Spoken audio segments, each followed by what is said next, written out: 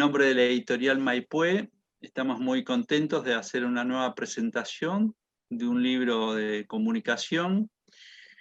En este caso, el libro de comunicación y transformaciones socioculturales en el siglo XXI. Un libro que no figura en el mercado, que no hay material, que ahora las autoras van a contarles que no ha sido fácil escribirlo, armarlo, generarlo, de acuerdo a las pautas que tenemos del Ministerio. Les voy a leer muy brevemente el currículum de cada una de las autoras, así que empezaré con Silvana Cristina Caizón, también se llama Giovanna, es licenciada en Comunicación en la Universidad de Buenos Aires, especialista en Gestión Social, maestranda en Política y Planificación Social y doctoranda en Ciencias Sociales en la Universidad Nacional de Cuyo. Es docente en escuelas secundarias y en el profesorado de Ciencias Sociales de la UN Cuyo. Participa de Gira Mundo, TV comunitaria, y es capacitadora en medios comunitarios. En nuestra editorial Maipú ha escrito como coautora Trabajo y Ciudadanía en el 2014, Observatorio de Medios, Comunicación y Cultura en el 2019. Gabriela Pedranti se licenció en Comunicación en la Universidad de Buenos Aires y es máster universitaria en Estudios de Cine y Audiovisual Contemporáneos, Universidad Pompeu Fabra de Barcelona. Entre 2014 y 2018 coordinó el marketing y comunicación de moda de la Universidad de Westminster en el Instituto Europeo de Diseño de Barcelona, donde también colabora como docente en áreas de semiótica y comunicación desde 2005. Actualmente también es profesora de la Universidad Pompeu Fabra. Ha trabajado como consultora, periodista y traductora. ¿Te parece entonces que siga contando un poquito la génesis del libro, Andrés? ¿Cómo no? Adelante. Cuando leímos la convocatoria con Silvana, que además fue alumna mía hace 20 años, también vamos a decirlo esto, que son muchos años de conocernos, nos pareció fantástico el concepto. Comunicación y transformaciones socioculturales en el siglo XXI. Fantástico. Al empezar a leer los autores, como les debe haber pasado a más de un colega que está del otro lado de la pantalla, dijimos, a ver, hay cosas aquí que están un poco atrasadas para hablar del siglo XXI, hay un montón de temáticas que no están cubiertas y además nos agarró la pandemia en el medio. Con lo cual fue todo un desafío, no solo por la complejidad de la asignatura, que de alguna manera es súper amplia, el compromiso, que eso estén totalmente seguros y seguras que metimos todo lo que pide el Ministerio, no quedó nada afuera. Lo que sí hicimos fue un esfuerzo que nos costó nuestro tiempo, ahora también lo contará Silvana un poco, para hilarlo, digamos, para que fuera bastante coherente, y como decía yo en el chat recién, a raíz de la pregunta de dónde estaban viviendo y trabajando todos, para que se adapte también a realidades diversas. Entonces, incluimos autores latinoamericanos que casi no aparecían en el libro, autores y autoras, también autores internacionales que sí aparecían, pero que van más allá de los años 90, que era la mayoría de la lista, que por supuesto también aparecen, y sobre todo intentamos hacer como nuestro libro anterior, que quizás algunos lo conozcan, el libro como un punto de partida, con la temática necesaria como disparador para que luego se siga, digamos, la producción y la construcción en el aula. Algo que nos parece fundamental para que un libro tenga vigencia, que uno pueda entrar y salir y trabajar en el contexto en el que le toca trabajar.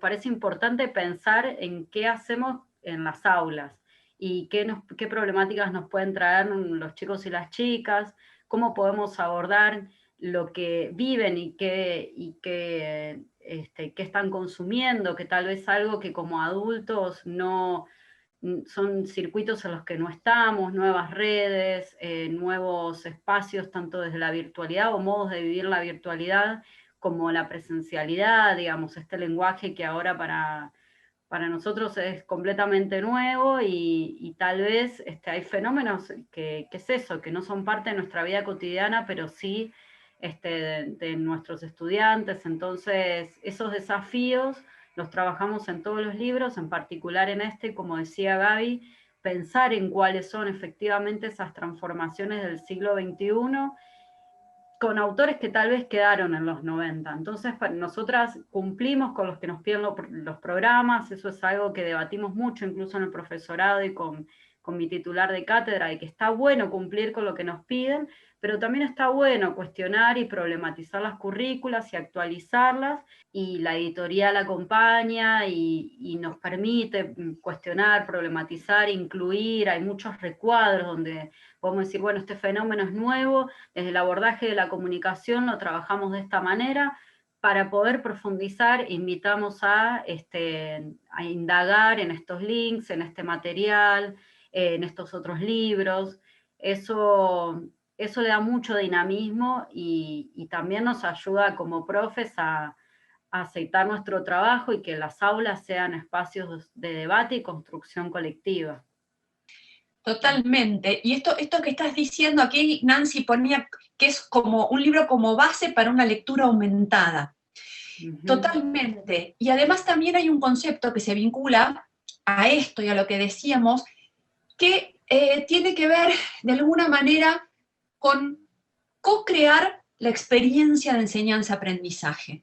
Es decir, tanto Sil como yo en todas las experiencias docentes y como alumnas que hemos tenido, porque somos dos nerds que seguimos estudiando además, ¿no? Estamos siempre de los dos lados, entendemos todo este proceso como algo que realmente enriquece a quienes toman parte en esto. No hay un profesor, digamos, que sabe y alumnos que no saben. Hace rato que esto no existe, y sobre todo en áreas como la comunicación, donde más de una vez nos encontramos, como decía Sil, no solamente con usos y redes de las que no tenemos la menor idea, sino incluso con cuestionamientos y miradas que nos enseñan desde nuestros estudiantes, ¿no? Y que es fascinante si uno está abierto a esto. Entonces, justamente incluso temas un poco densos y difíciles para pensar en una orientación en comunicación, que era otra de las dificultades de este libro y que Sil recién comentabas, siempre tratamos de darle un abordaje desde la comunicación. Por eso, no es un libro exclusivamente de contenidos cerrados.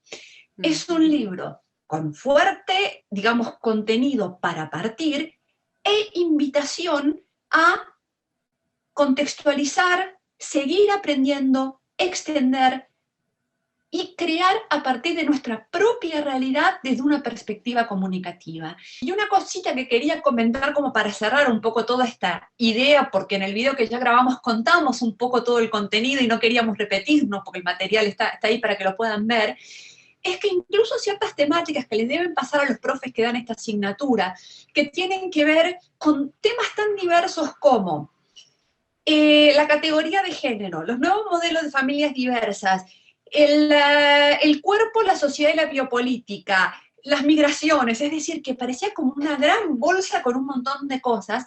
Lo que hicimos fue pensar también, dentro de la orientación de comunicación, lo interesante es pensar cómo narramos estas cosas. Algo, creo que esto nos costó bastante, pero de momento ya nos dirán ustedes, pero estamos bastante contentos con cómo lo logramos. Tiene sentido, por lo menos, cosas que parecían que no tenían sentido. Este fue uno de los mayores desafíos, ¿no? ¿Sí? Sí, hilar los temas y también llegar a la instancia de que todo este análisis crítico que muchas veces trabajamos en el aula, no solamente con los discursos mediáticos, sino también con los consumos de las y los estudiantes, hacer alguna propuesta de producción, digamos. Eso siempre tiene que estar, aunque sea algo corto, conciso, que les permita dar cierre a cada unidad. Y la verdad que nos hemos tomado como el atrevimiento con respecto al orden de los contenidos que propone el Ministerio de tirar de uno muy chiquitito que estaba en la unidad 1, no me acuerdo cómo lo habían propuesto en el ministerio, que era familias diversas, y nosotros dijimos, bueno, pero para poder explicar fenómenos contemporáneos tenemos que dar un marco, y no solamente teórico, sino también histórico, y ahí hemos propuesto en especial el último capítulo que tiene que ver con el movimiento de mujeres, géneros y diversidades, que para nosotras es central porque es lo que nuestros estudiantes están viviendo y lo leen, lo ven en las calles, muchos estudiantes salen a las calles también, entonces, bueno, creemos que ahí había un tema para profundizar porque es lo que hemos logrado en nuestro país en el último tiempo.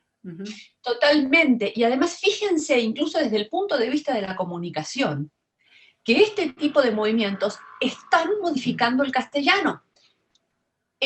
Digamos, el le, ellas, el tema de buscar este pronombre y esta forma neutra de expresarnos, evidentemente está modificando una estructura básica de comunicación como es el idioma y el lenguaje. Bien.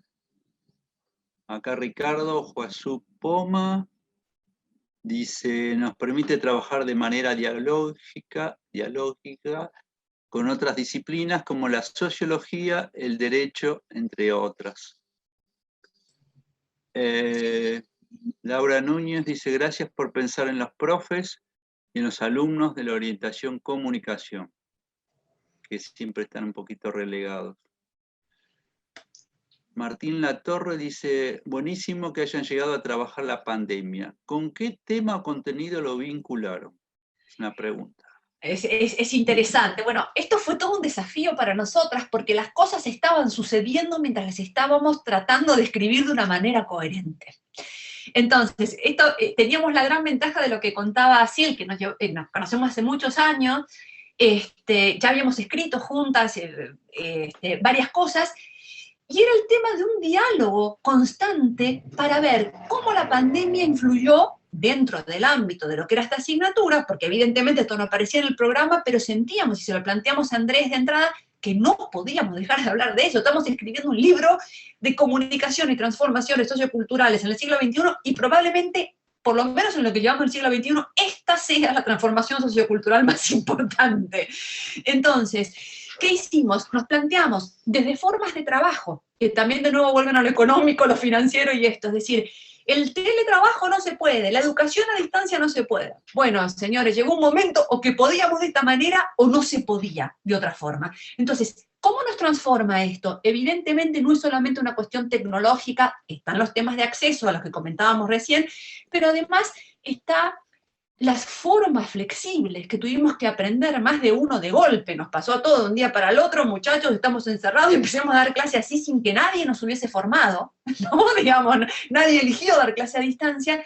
Entonces, hay temas de reflexión sobre lo que nos ha pasado a nivel trabajo, a nivel educativo, que fueron como los dos impactos más grandes, pero también a nivel reflexión de consumo, de ciertas cosas que nos estamos planteando al tener más tiempo, de repente a veces para reflexionar, y a la vez de cómo enfrentamos esto más allá de simplemente lo tecnológico.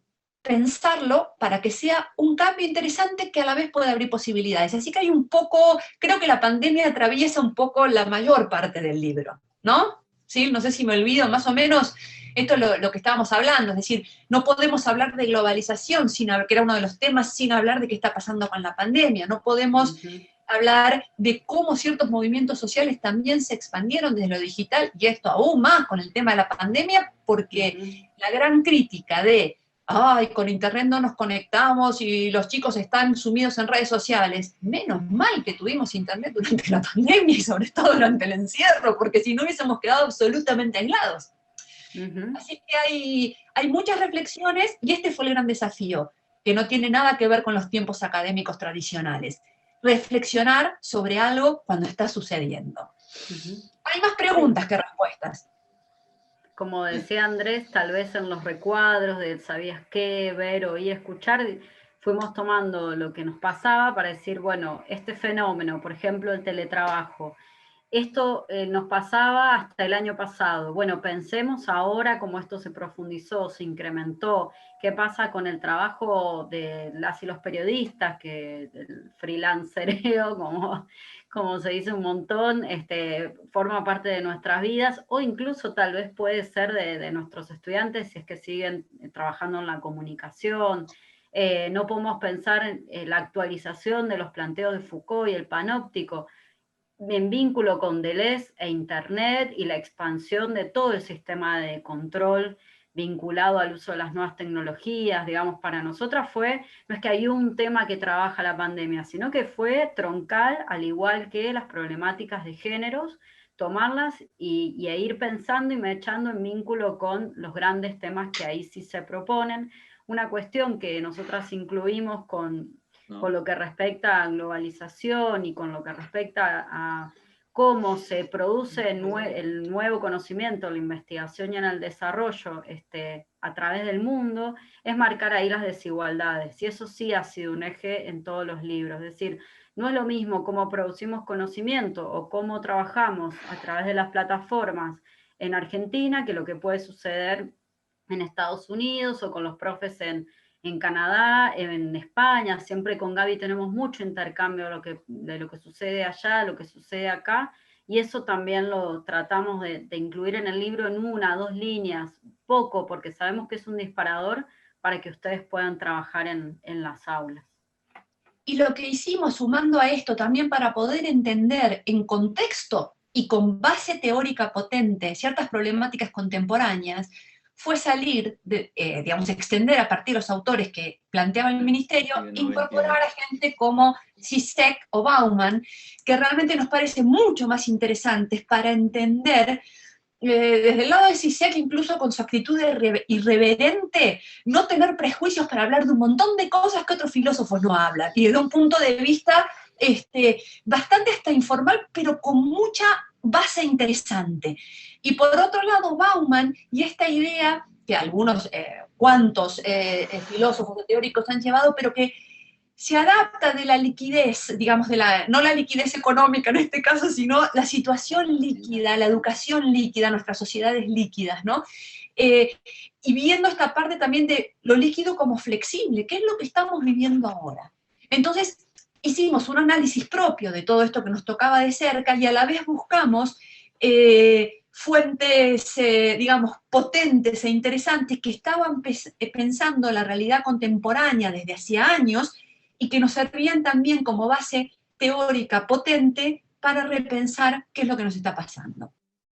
A ver, Ariel pregunta, quisiera saber si las actividades incluyen orientaciones para vincular los contenidos con los lenguajes mediáticos. Para quienes trabajamos radio o audiovisual y participamos en nuestros como jóvenes y memoria, por ejemplo. Sí. Tanto como especialmente el anterior, en este caso, Ariel. ¿Por qué? Por cuestión de no pisarnos, como decíamos al principio.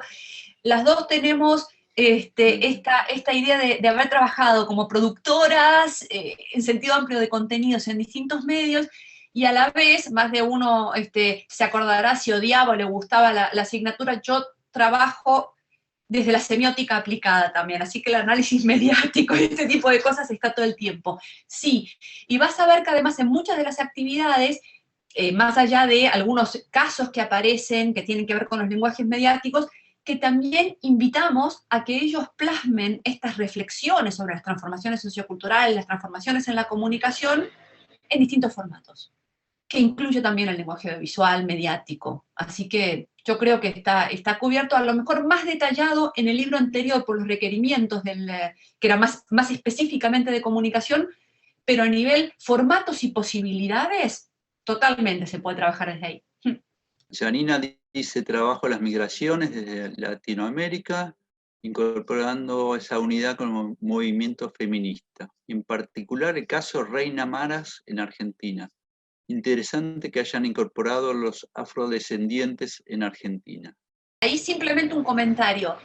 Es importante que como formadores en el área de la comunicación contemos historias que importan y que muchas veces han estado silenciadas, ¿no? Entonces, también ahí, y no hay mucho material, tuvimos que realmente buscar estos testimonios, trabajarlos y ver qué tal, pero no olvidarnos de que digamos, esta idea de la afrodescendencia, los asiáticos, todas estas, incluso, por supuesto, aparecen ciertas, pero porque ya tiene una mirada latinoamericana el libro, también el intercambio latinoamericano que se está dando en Argentina en los últimos años, es decir, es amplio, integrador, los chicos, las chicas viven esta cosa de la diversidad de una manera que generaciones anteriores no lo vivimos. Entonces es muy interesante aprender a reflexionar sobre eso y ver qué historias hemos escuchado y cuáles podemos contar si tenemos de nuevo una perspectiva más completa, más compleja, donde nos preguntamos y buscamos razones, ¿no? Y buenas fuentes. Acá Ana Pereira pregunta, ¿se aborda de alguna forma el cruce entre la educación y dispositivos que no fueron pensados con finalidades educativas, pero que fueron habitados con tales fines en este contexto? Se refiere, por ejemplo, a plataformas. Algo hemos incluido sobre eso en, por ejemplo, modos de trabajo, teletrabajo. Ahí cuando ponemos como, si se quiera leer así como los pros y los contras y las condiciones de trabajo del teletrabajo y recurrimos a unos audiovisuales de la revista Anfibia que están muy buenos, se los recomendamos. Ahí hay una aclaración diciendo, bueno, los profes también estamos en esta situación de que podemos potenciar nuestro trabajo desde el encierro, pero también hay limitaciones, hay recursos que ponemos desde nuestras casas, nadie nos los paga, el trabajo colectivo muchas veces se dificulta cuando no nos podemos encontrar, hay chicos y chicas que no pueden acceder a las clases porque no tienen ni celular, ni computadora, ni internet doméstica, sino que tienen internet en el celular y tienen que cargar, o incluso hay un celular en la casa para todos los que tienen que estudiar.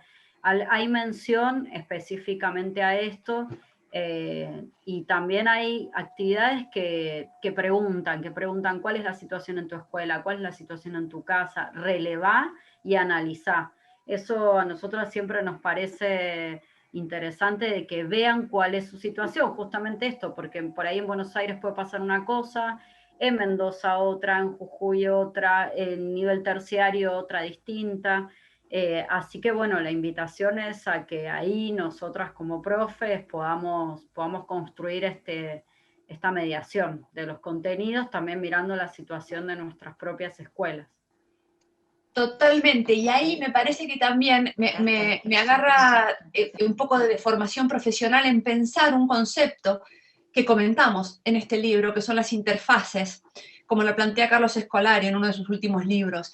Entonces, el espacio de diálogo que hay desde la reflexión es justamente el espacio en donde se transforman, no solamente lo tecnológico, que a lo mejor no está pensado, las plataformas que no están pensadas originalmente para una cosa educativa, pero con el concepto más amplio de interfaces, lo que se plantea es decir, bueno, en este espacio donde una cosa modifica a la otra nos podemos ir enriqueciendo.